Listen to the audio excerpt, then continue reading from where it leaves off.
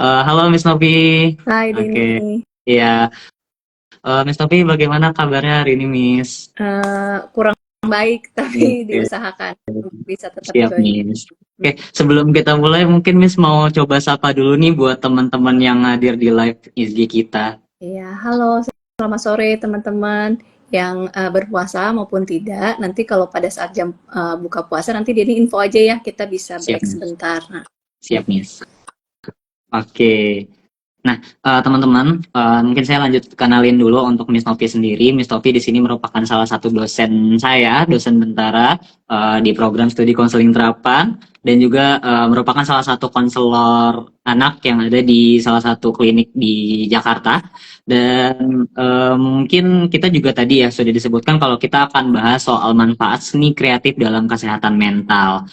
Mungkin tidak berlama-lama, saya izin langsung ya, Miss ya. ya boleh. Oke, Miss, untuk yang pertama kita, oh ya sebelumnya saya mau kasih tahu nih buat teman-teman kalau misal teman-teman ada mau bertanya, ada mau pengen tahu lebih dalam lagi, tapi ada yang bingung, teman-teman bisa langsung di komentar Instagram live Instagram kita.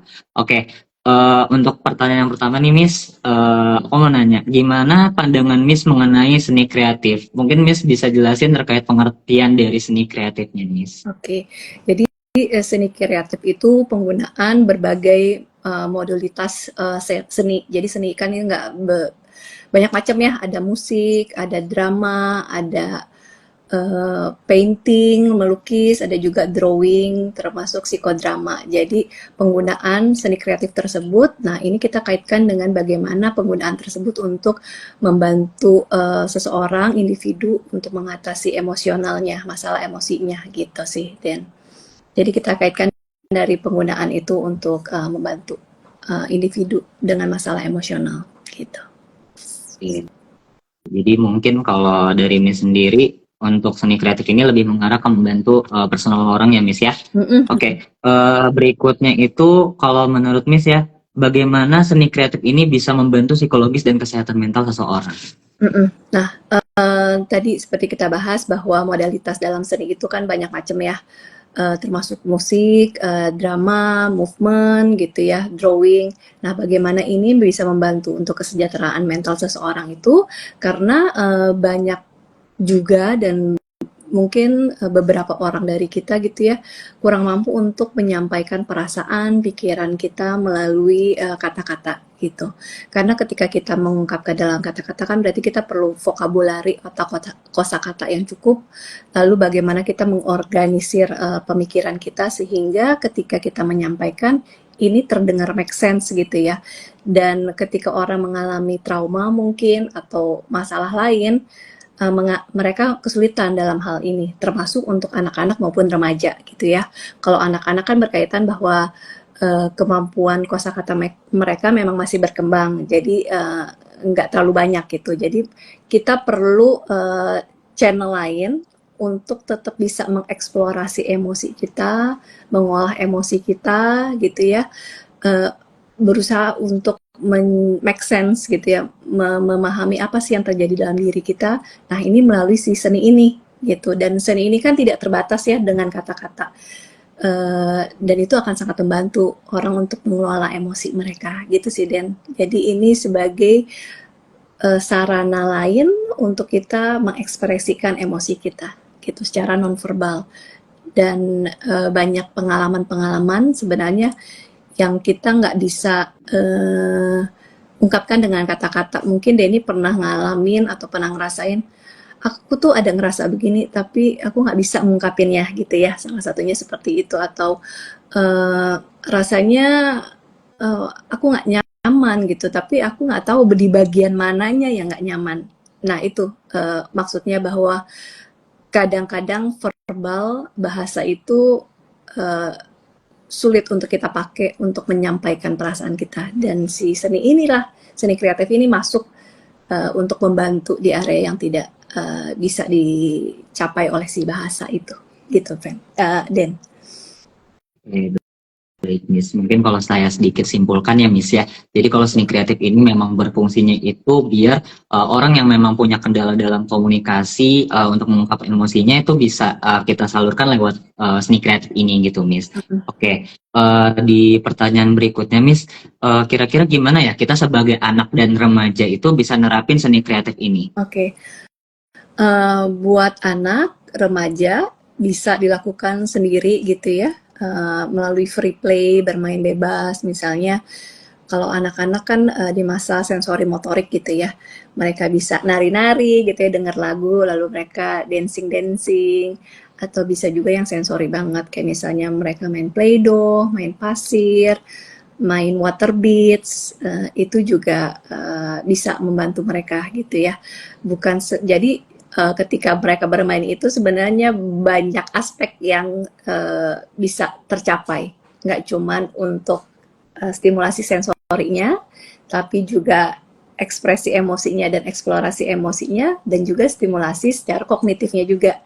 Jadi satu kegiatan menyenangkan bermain tapi mencakup banyak hal. Lalu kalau untuk remaja, di masa remaja kan itu fase mereka mulai identitas eksplorasi gitu ya, cari tahu siapa sih diri aku gitu ya. Mungkin di masa-masa ini juga emosi turbulence-nya naik turun gitu ya. Mood swing, kadang-kadang tiba-tiba kesel aja gitu ditanya, gimana kabarnya, atau misalnya tadi sekolah gimana sama orang tua ya, tiba-tiba langsung bilang, apa sih nanya-nanya gitu, emang nggak tahu capek gitu ya. Kadang-kadang ada remaja yang seperti itu juga, karena memang emosinya turbulence. Nah, si seni kreatif ini juga bisa membantu Dan, dengan misalnya kalau remaja biasa kita saranin dengan journaling. Nah, journaling itu nggak selalu kayak kita tulis diary gitu, kayak misalnya aku hari ini ngapain aja, atau apa yang bikin aku kesel, apa yang aku sukain hari ini. Tapi sesederhana misalnya kita ketemu quote bagus bisa kita tulis, atau misalnya ada satu kata-kata penyemangat dari teman atau guru gitu ya, yang nempel di kita, yang kita ingat, kita tulis juga. Atau sekedar free drawing, kayak bikin simbol aja, kayak misalnya hari ini banyak keluar gitu ya, ngopi sama temen gitu ya. Nah, mungkin kita bisa gambar simbol kopi, udah kayak gitu aja udah cukup sebenarnya. Jadi itu bisa membantu sih Dan, untuk kayak yang remaja ya, kalau kita bicara remaja, mereka kalau misalnya udah bikin journaling itu hari demi hari atau misalnya setiap minggu gitu ya, bisa jadi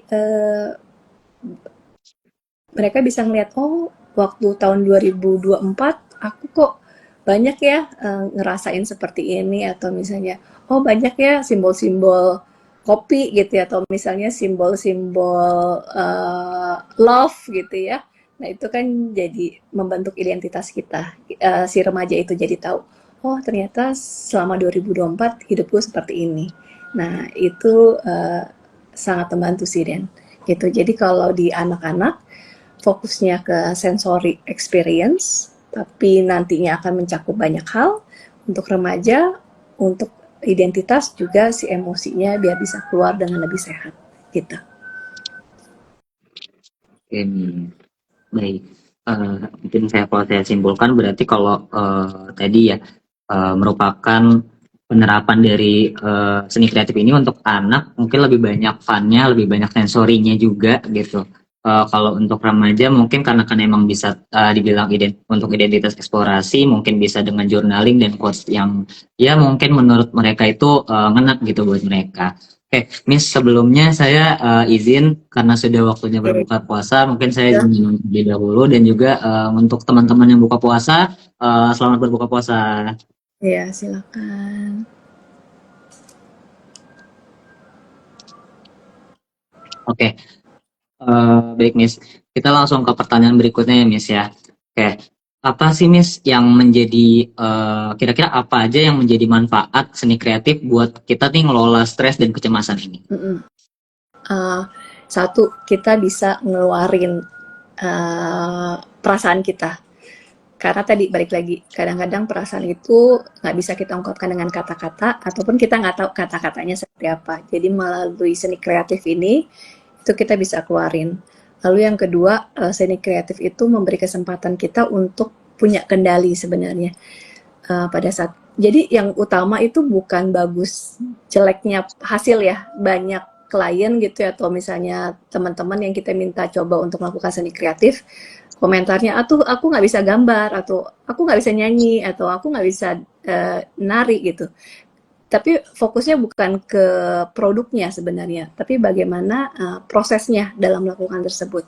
Ketika kita misalnya mewarnai, kita menggambar, kita bikin lagu gitu ya, atau bikin lirik, itu adalah kita sebenarnya punya kesempatan untuk punya kendali. Apa sih yang ingin aku goreskan, apa yang ingin aku tampilkan, lalu kita bisa hapus lagi mungkin, kita bisa mengganti lagi. Nah, ketika kita dapat kesempatan untuk punya kendali terhadap apa yang kita lakukan, itu membantu kita secara psikologis bahwa saya punya otoritas loh terhadap kegiatan saya gitu ya, apa yang saya lakukan itu.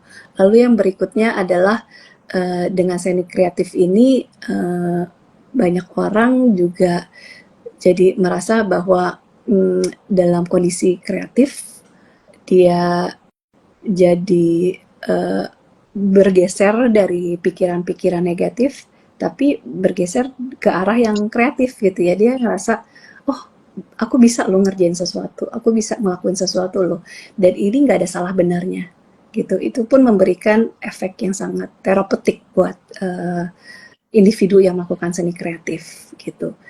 Lalu berikutnya adalah ketika kita melakukan seni kreatif juga kita jadi lebih fokus.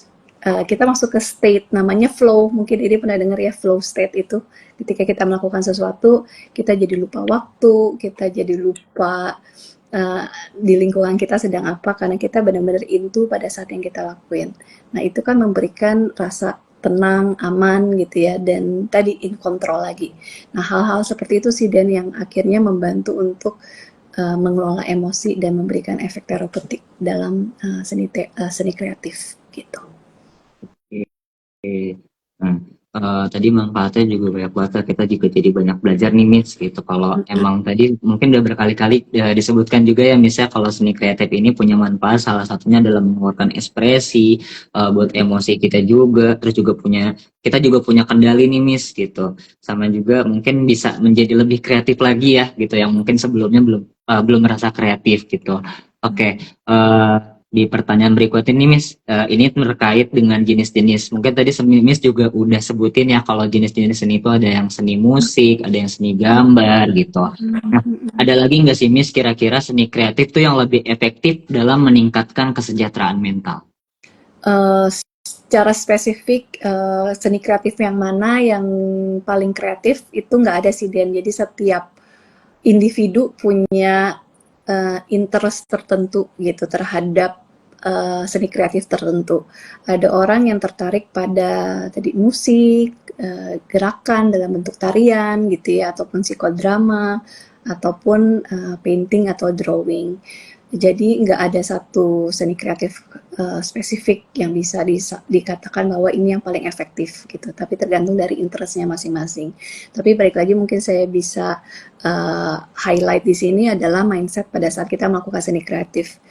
Balik lagi fokus utama bukan outputnya, bukan hasilnya menjadi bagus atau jadi karya seni atau mahakarya gitu ya, tapi bagaimana proses kita melakukan itu, kita bisa feeling flow, bisa memiliki kendali, bisa ngeluarin perasaan-perasaan yang nggak nyaman, ketakutan kita, kecemasan kita dalam si seni ini.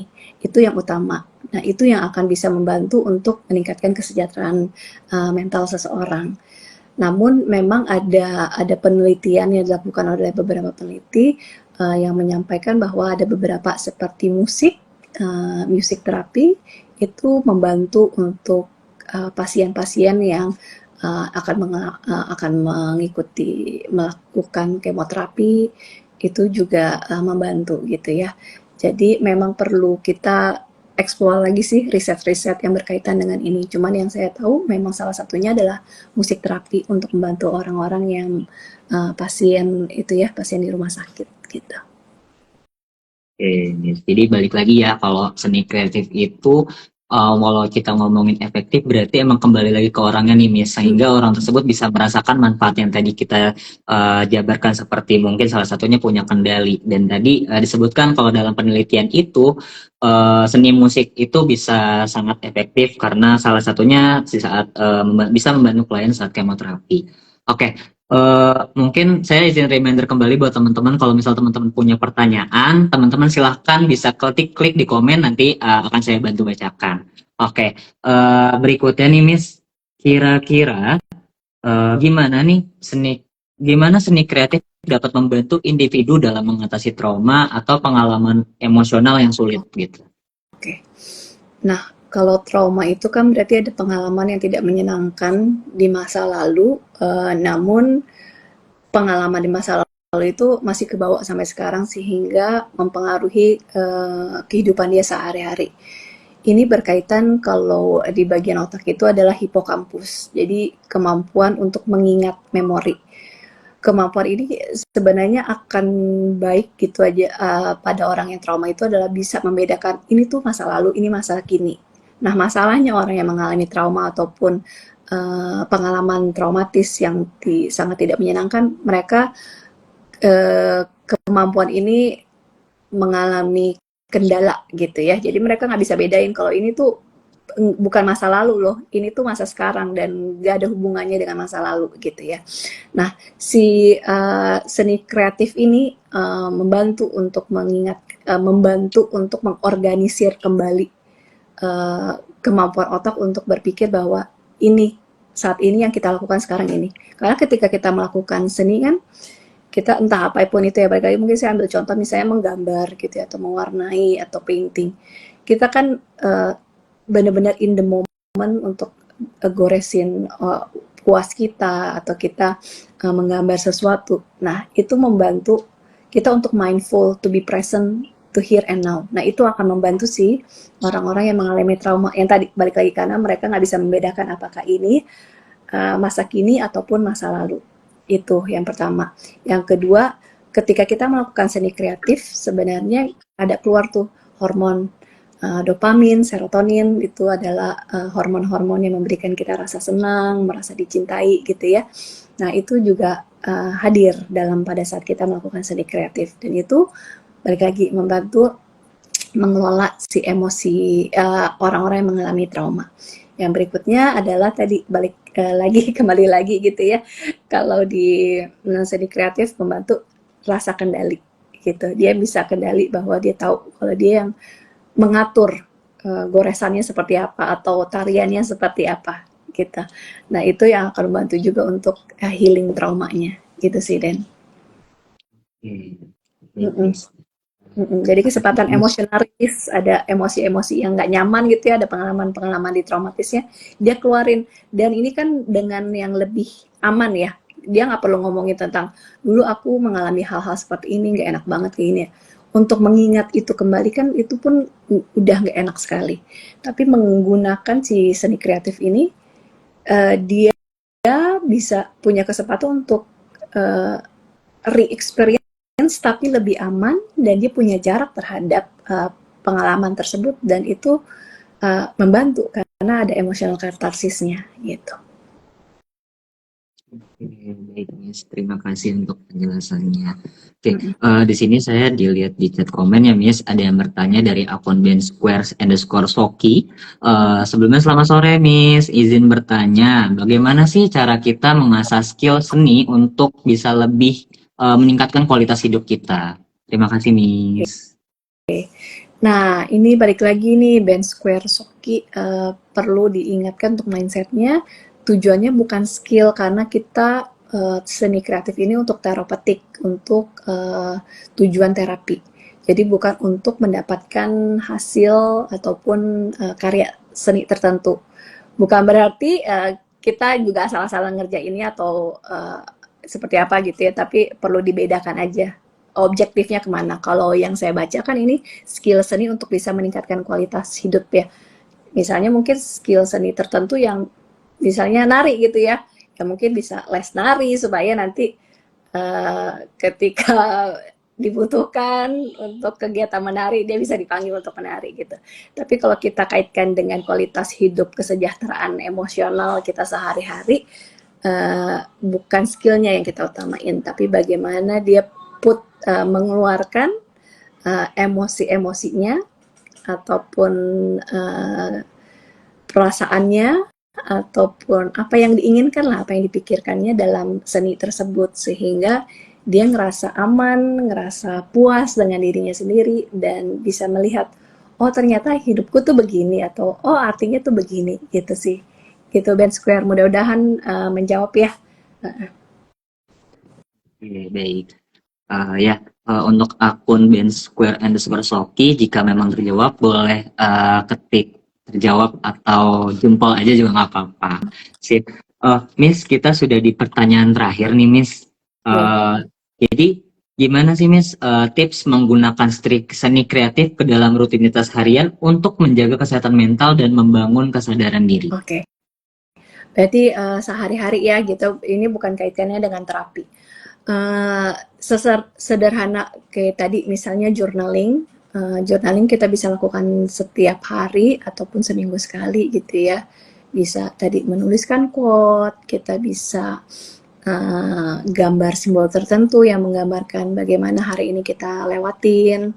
Itu bisa. Jadi ketika nanti mungkin di akhir tahun atau setiap 3 bulan sekali kita buka lagi lembar-lembar kita yang sebelumnya, kita jadi tahu oh kita jalanin hidup tuh seperti ini, bisa jadi bahan evaluasi juga ya, apa yang kita lakukan itu kalau untuk evaluasi. Tapi dalam sehari-hari kan juga ketika kita menggambar, kita sambil atau misalnya kita journaling, kita mengingat oh hari ini aku ngapain ya, oh begini, itu kan bikin kita jadi lebih mindful terhadap apa yang kita lakukan sepanjang hari itu juga udah membantu sekali.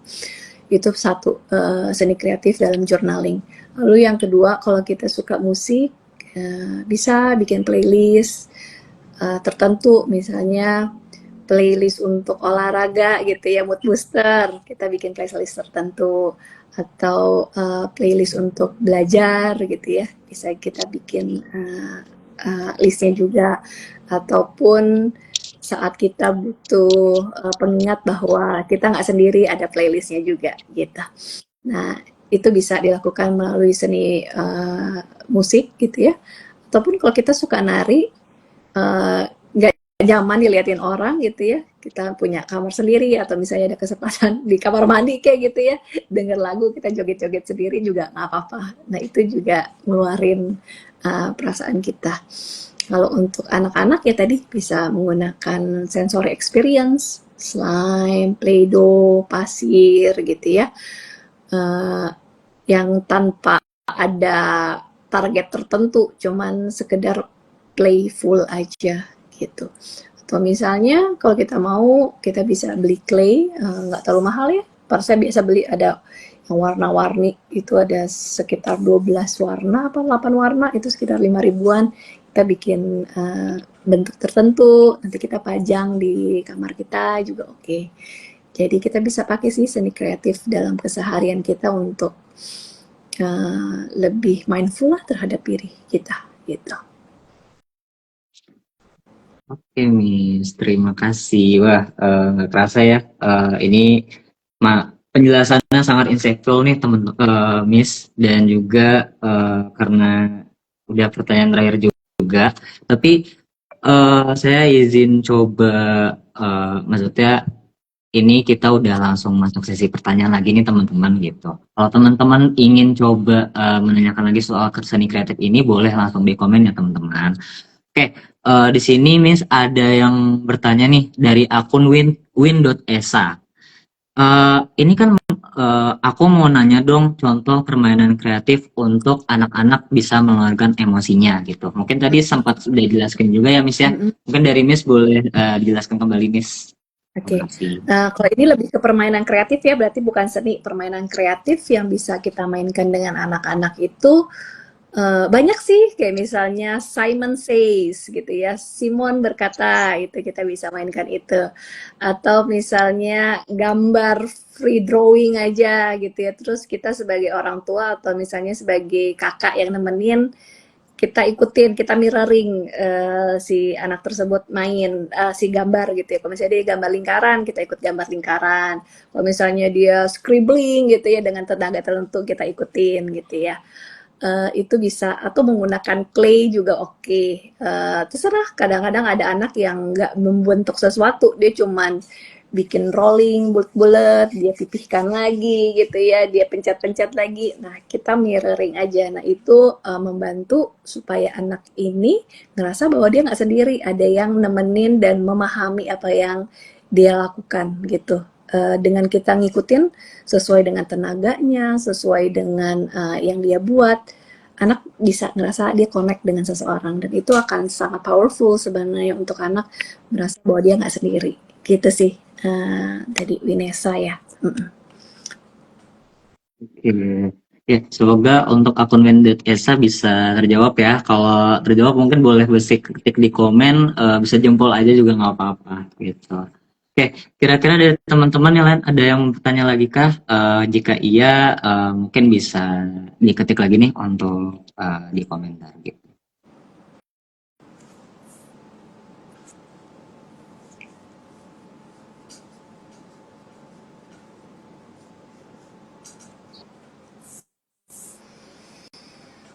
Ya, baik. Jika tidak ada, mungkin saya akhiri ya teman-teman ya. Nah, nggak terasa nih kita udah di jam 6:30, dan juga terima kasih juga buat Miss Novi sudah membantu kita semakin mengerti nih tentang seni kreatif yang ternyata banyak banget nih manfaatnya untuk kesehatan mental. Oke, di sini mungkin saya mau info ke teman-teman gitu. Kalau teman-teman mungkin tertarik buat mendalami tentang kesehatan mental, mau jadi konselor profesional yang membantu orang-orang mengalami gangguan kecemasan, di Bentara Kampus kita ada program studi konseling terapan nih teman-teman. Nah, saya merupakan salah satu mahasiswa dari konseling terapan ini, kebetulan juga diajar juga sama Miss Novi. Jujur kalau kita kupas ulang ya teman-teman ya, saya dulu juga tertarik di konseling terapan ini karena memang banyak banget nih teman-teman yang sering banget curhat sama saya, sehingga saya punya tertarik nih, gimana sih kita buat ngebantunya gitu. Jadi saya pilih program studi konseling terapan ini, dan juga apa yang sudah saya pelajarin di konseling terapan ini sih banyak ya teman-teman. Salah satunya kita juga belajar soal self care dan juga self esteem. Jadi saya juga jadi punya batasan tersendiri ya, punya boundary ketika memang ada masalah-masalah yang berat gitu. Oke, sebelum itu mungkin Miss Novi mau ada closing statement nih gitu untuk teman-teman yang udah masih nonton live hari ini. Oke. Kalau pertama berkaitan dengan topik dulu ya, berkaitan dengan topik seni kreatif, balik lagi kita nggak usah pikirin saya bisa apa enggak, saya akan menghasilkan yang bagus apa enggak, bukan ke situ tujuannya, tapi bagaimana kita bisa mengekspresikan emosi kita melalui seni kreatif. Seni kreatif itu kan ada dari musik gitu ya, gambar, drawing, psikodrama, ataupun gerakan. Apapun yang teman-teman tertarik suka, boleh dicoba aja gitu ya, dilakukan. Ataupun sesimpel dengan misalnya teman-teman cari di Google mandala gitu ya. Mandala itu yang bentuknya lingkaran, lalu kita warnain, itu pun sangat membantu untuk relaksasi diri kita sih, itu bisa dicoba. Lalu berikutnya melanjutkan dari Denny, buat teman-teman yang tertarik untuk belajar lebih dalam tentang konseling gitu ya, bagaimana bisa membantu orang dalam kesehatan mentalnya, bisa tanya-tanya di Bentara Kampus tentang program-program apa saja yang disediakan gitu ya. Karena menarik sih, di Bentara Kampus kita banyak belajar tentang seni kreatif untuk membantu orang. Nggak sekedar talk, terapi gitu ya, ngomong, cari tahu gitu ya apa yang disampaikan ke melalui sisi konseling bahasa gitu ya, tapi juga menggunakan seni kreatif, dan itu sangat powerful sih. Gitu, Denny. Oke, baik Miss, terima kasih. Melanjutkan kembali untuk dari Miss Novi ya, kalau misal teman-teman mau langsung daftar nih, mau nanya-nanya dulu mungkin gitu, teman-teman bisa langsung DM di Instagram Bentara Kampus. Oke. Mungkin terima kasih buat Miss Novi Sama-sama sekali deh. lagi, dan juga terima kasih buat teman-teman yang sudah join di IG Live Bentara pada hari ini. Jangan lupa follow akun Instagram Bentara agar tidak ketinggalan event menarik berikutnya. Sampai jumpa di event berikutnya. Terima kasih teman-teman. Bye Denny, thank you. Terima kasih.